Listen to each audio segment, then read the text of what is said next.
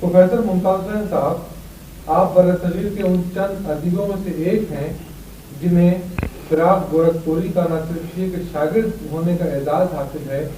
بلکہ آپ نے ایک عرصے تک ان کی ہمگیر شخصیت کا بہت نزدیک سے مطالعہ کیا ہے۔ آپ نے فراق صاحب کو بحیثیت انسان، بحیثیت استاد اور بحیثیت شاعر کیسا محسوس کیا؟ آپ نے جو سوال کیا ہے تو بہت ٹھیک ہے، اور اس میں شبہ نہیں کہ میں کلاس میں تو ان کا شاگرد نہیں تھا، لیکن کلاس کے باہر ان کا بے شک شاگرد تھا۔ روز شام کو ہم لوگ بیٹھتے تھے اور ادب پر گفتگو ہوتی تھی۔ اس طرح سے 2 سال تک مسلسل ان سے تبادلہ خیال ہوتا رہا۔ ان میں خوبی یہ تھی کہ وہ اپنے شاگردوں سے اتنا گھل مل جاتے تھے کہ جو دوری استاد اور شاگرد میں بالعموم ہوا کرتی ہے وہ ان کے یہاں نہیں ہوتی، اور ایسا معلوم ہوتا کہ ہم لوگ بالکل آزاد تھے اپنے خیالات کے اظہار کرنے میں، اور ان سے اتفاق بھی کرتے اور اختلاف بھی کرتے، لیکن کبھی وہ ان باتوں سے ناخوش نہیں ہوتے تھے، بلکہ ایک طرح سے ان کی سمجھیے کہ ان کی تخلیقات کا ایک حصہ ان کی گفتگو ہے۔ آپ نے محسوس کیا ہوگا کہ مجنو گورکھپوری اور فراق گورکھپوری، ان دونوں کی تخلیقات کا ایک حصہ ان کی گفتگو بھی ہے، اور یہ دونوں بڑے دوست بھی تھے، اور ایک دوسرے سے گفتگو کرنے میں بہت کچھ ادب کی تفاہیم جو ہے وہ انہوں نے خود بھی حاصل کی اور دوسروں کو بھی دی۔ فراق صاحب ایک بڑے اچھے طالب علم تھے اپنی طالب علم کے زمانے میں۔ انگریزی ایم اے انہوں نے کیا تھا اور اول درجے میں پاس ہوئے تھے، اور ان کے معاصر میں سے یا ان کے کلاس فیلو میں سے امرناتھ جھا تھے جو کہ اتنے ہی مشہور تھے۔ تو ان کی ذہانت کا ڈنکا جو ہے وہ دور دور تک بچتا تھا اس زمانے میں، اور اس زمانے میں جو اچھے طالب علم ہوتے تھے تو انہیں گورنمنٹ از خود نامنیٹ کر دیتی تھی پی سی ایس کے لیے، چنانچہ ان کا پی سی ایس میں بھی نام آ گیا اور انہوں نے نوکری اختیار بھی کر لی۔ لیکن چونکہ آزادی کی تحریک سے ان کو خاصی دلچسپی تھی، انہوں نے چھوڑ دی وہ سروس، پی سی ایس کی سروس چھوڑ دی اور کانگریس کی تحریک میں چلے گئے، اور پنڈت جواہر لال نہرو کے وہ پرسنل سیکریٹری بھی رہے، اور پنڈت جی سے بھی ان کی خاصی دوستی اور بے تکلفی بھی تھی، اور اس سلسلے میں وہ جیل بھی گئے، اور اس کے بعد وہ ایک آدھ کالج میں کہیں کانپور میں ملازم ہو گئے تھے پڑھانے کے، پھر الہ آباد یونیورسٹی میں آ گئے اور یہاں مستقل وہ پڑھاتے رہے۔ شاعری کا ان کو چسکا جو ابتدائی سے تھا، ان کے والد بھی شاعر تھے اور وہ حالی کی شاعری سے بہت متاثر تھے ان کے والد، اور ان کے گھر پر روز شام کو جو بیٹھک ہوتی تھی تو ظاہر ہے کہ والد صاحب ان کے جو ہے شاعری سے ذوق رکھتے تھے، تو بالعموم شاعری پہ ہی گفتگو ہوتی تھی۔ چنانچہ ادبی ذوق ان کو اپنے خاندان سے ملا تھا، اور نہایت شستہ اردو وہ بولتے اور نہایت شستہ اردو لکھتے تھے۔ کائس کمیونٹی سے ان کا تعلق تھا، ایسے بھی کائس لوگ فارسی اردو جانتے۔ اچھا، انگریزی کے تو استاد ہی وہ تھے، اور ساتھ ساتھ اس کے یہ کہ انہیں ہندی اور سنسکرت اور جو ہندی فلسفہ ہوتا ہے ویدانت وغیرہ کا بھی خاصا علم تھا۔ تو ہندی جو ہندوستان کی جو پرانی تہذیب تھی اس کا بھی علم بہت خوب تھا ان کو، اور مسلمانوں کی جو تہذیب تھی، مسلمانوں کے آنے کے بعد جو میل جول ہندو مسلمانوں کو ہوا تھا، تو ایسا محسوس ہوتا تھا ان کی صحبت میں کہ ہم کہیں کوئی غیریت کسی قسم کی محسوس نہیں ہوتی تھی۔ ادبی ذوق ہم لوگوں کا ان کی ہی پروان چڑھایا ہوا ہے، اور تعصبات سے وہ بالکل ہی بلند تھے، یعنی کسی قسم کا نہ مذہبی نہ ذات پات کا نہ کوئی تعصبات کسی قسم کا وہ رکھتا ہی نہیں تھے۔ تو ظاہر ہے کہ اس ماحول میں اور ایسے استاد کا مل جانا ایک خوش قسمتی کی دلیل تھی، اور ہم لوگوں نے بہت کچھ ان سے سیکھا۔ ان کی شخصیت کا ایک پرتو ان کی شاعری پر ہے۔ اچھا، یہ شخصیت ان کی جو ہے یہ شخصیت ان کی جو ہے وہ خاصی مطلب کہ دلچسپ بھی ہے اور متنازع فی بھی ہے۔ دلچسپ اپنی انفرادیت میں ہے اور متنازع فی اس لیے ہے، دلچسپ اپنی انفرادیت میں ہے، متنازع فی اس لیے ہے کہ بہت سے لوگوں کو ان کی بہت سی باتیں ناپسند تھیں۔ تو بہرحال میں ان کی شخصیت کے بارے میں بہت گہرائی میں تو نہیں جانا چاہوں گا اور پسند بھی نہیں کروں گا، لیکن جو باتیں کہ سامنے آتی ہیں اور دوسرے لوگوں کو بھی معلوم ہوئی ہے کہ ان کی طبیعت میں ایک جھلاہٹ اور ایک غصہ اور یہ تھا، اور ایک بے صبری اور بے تابی کی کیفیت ہوتی تھی۔ تو دوسری چیز یہ ہے کہ ان کی راتیں عام طور پر جاگتے ہوئے گزرتی تھی۔ جو کچھ ان کو لکھنا پڑھنا ہوتا تھا وہ رات کے وقت، بالعموم لکھنے اور شعر کہنے کا کام تو وہ رات کو کرتے تھے۔ یہ حالت ہوتی تھی کہ صبح کو وہ بغیر بال بنائے ہوئے اپنے کلاس میں آ جاتے تھے، ایک شیروانی ڈال دیا اور چلے آئے۔ تو ایک والہانہ پن ان کی شخصیت میں بہت زیادہ تھا۔ اچھا، طبیعت میں ایک جھلاہٹ جو تھی وہ برداشت کا مادہ بھی کم تھا۔ اس کو خلاف مزاج اگر ان کے بات کہی جاتی یا کسی آدمی کے لب و لہجے تلفظ میں غلطی ہو جاتی تھی تو اس پر بھی خفا ہوتے تھے۔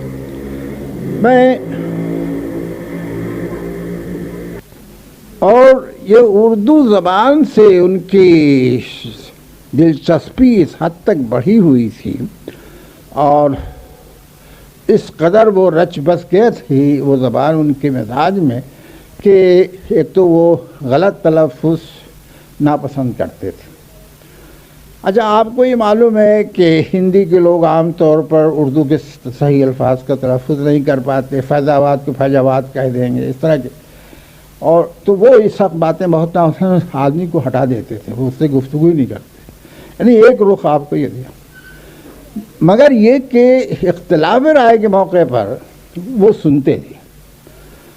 اور اسی دوران گفتگو وہ سوچتے جاتے تھے اور ایسی ایسی باتیں کہتے تھے کہ جو واقعتاً فی البدیہی سوچی جا سکتی تھیں، ان پر اگر وہ لکھنا چاہتے تو شاید ایسا عمدہ نہ لکھ سکتے تھے۔ تیسری چیز جو یہ تھی کہ تنہائی کا احساس ان میں شدید تھا۔ کوئی ان کو اپنا سوائے طالب علموں کے یا چند احباب کے کوئی ہم زباں ان کا نہ تھا۔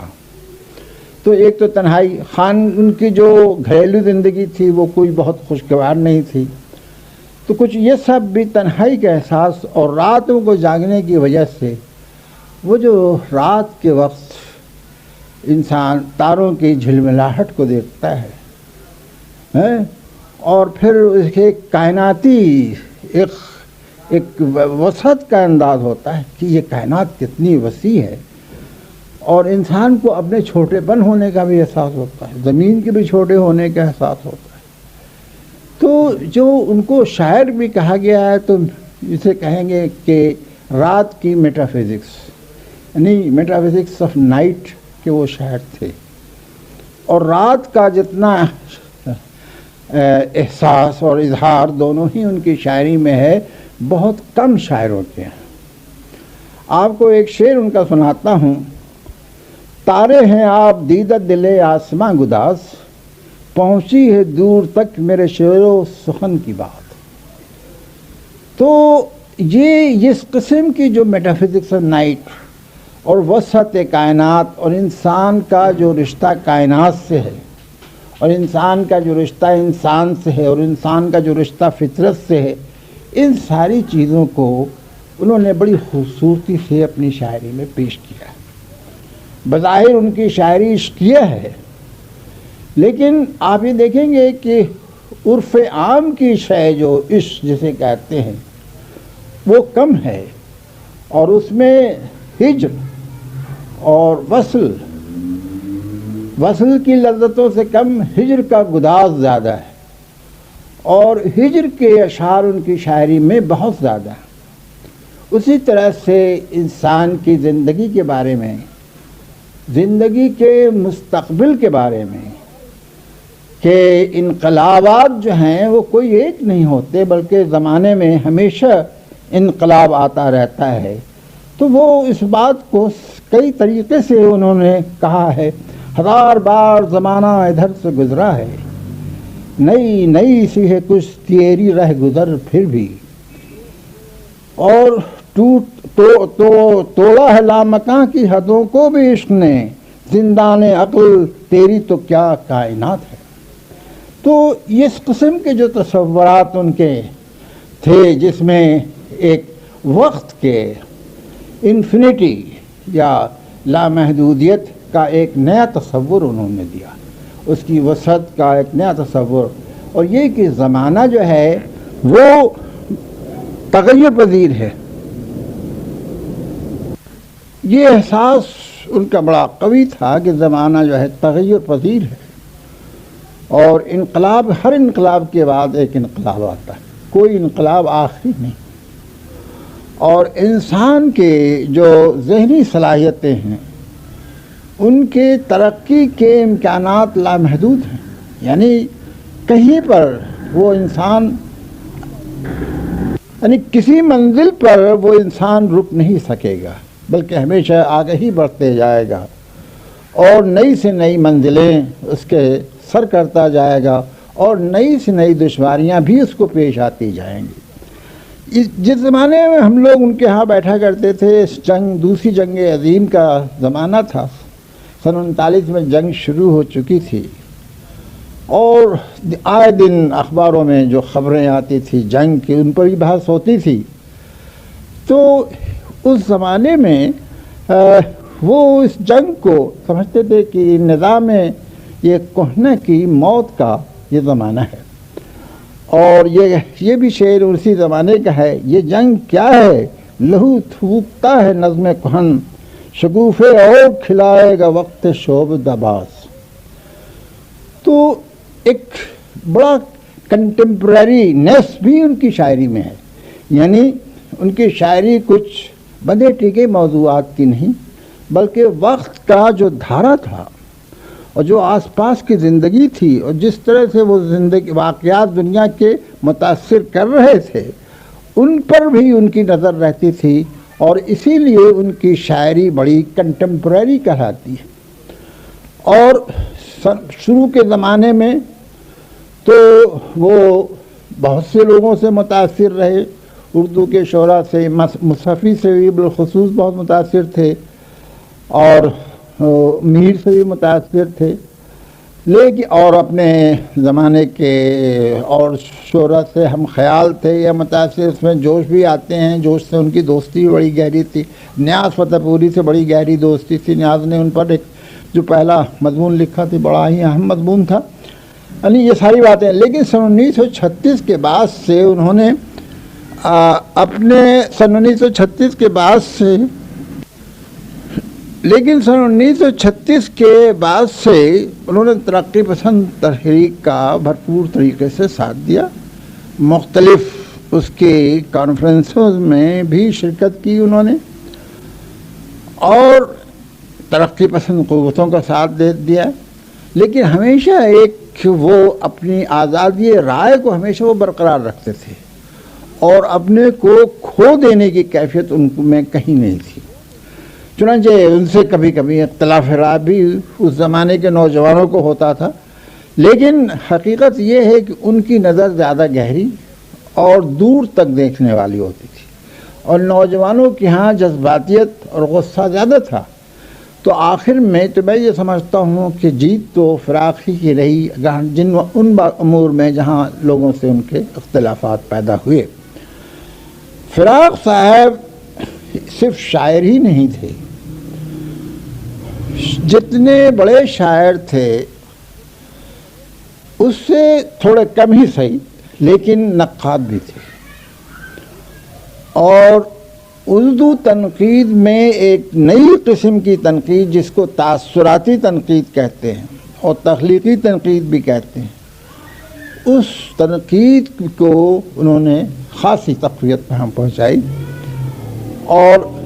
اس چیز میں جو چیز اہم تھی کہ وہ کس طرح سے شاعر کی انفرادیت کو محسوس کرتے تھے، اس کے لب و لہجے کی انفرادیت کو، اس کے درد، اس کے سوز و گداز کی انفرادیت کو، اور اس جمالیاتی قدر کو جو کہ اس کی شاعری میں ہوتی تھی۔ ہر لمحہ شاعر کو متاثر نہیں زندگی کا کرتا ہے، لیکن جو لمحہ کی بہت زیادہ متاثر کرتا ہے وہ لمحے کو امر بنانے کے لیے وہ شعر کہتا ہے۔ تو ان کے ہاں لمحے جو ہیں زندگی کے اس طرح سے شعر میں ڈھلے ہیں کہ حقیقت یہ ہے کہ وہ امر ہو کر رہے ہیں۔ ان کے کچھ کمزوریاں بھی تھیں، مثلاً جوش ملیح آبادی بھی ان کا ایک کمپلیکس، جس کو آپ انگریزی میں کہیں گے کمزوری کیوں نہیں، کمپلیکس۔ وہ یہ سمجھتے تھے کہ جوش کی شاعری میں شور زیادہ ہے، لاؤڈ پوئٹری اس کو کہتے تھے، اور جو سوز و گداز، جو نرمی لہجے کی ہونی چاہیے شاعری میں، وہ ان کے ہاں نہیں۔ تو اس میں شبہ نہیں کہ ان کے ہاں جگانے کا، بیدار کرنے کا اور لوگوں کو للکارنے کا، ہمت دلانے کا، یعنی اس قسم کا تیور بھی ان کی شاعری میں ہے، یعنی سارے کلام میں نہیں۔ ان کے جو فطرت کے مشاہدے سے متعلق شاعری جوش صاحب کی، اس میں دوسری طرح کا حسن ہے۔ لیکن عمومی آپ جب کہیں گے لب و لہجہ ان کا جو ہے وہ زور کا ہے، پرشور ہے، اس میں بغاوت کا عنصر زیادہ ہے۔ فراق کی شاعری میں بغاوت کا عنصر بھی کم اور لہجہ بھی اتنا بلند نہیں، بلند آہنگی کا لہجہ نہیں، نرم و نازک و لطیف لہجے کی آج وہ شاعر تھے۔ لیکن ساتھ ساتھ ان کی فکر میں گہرائی ہوتی تھی۔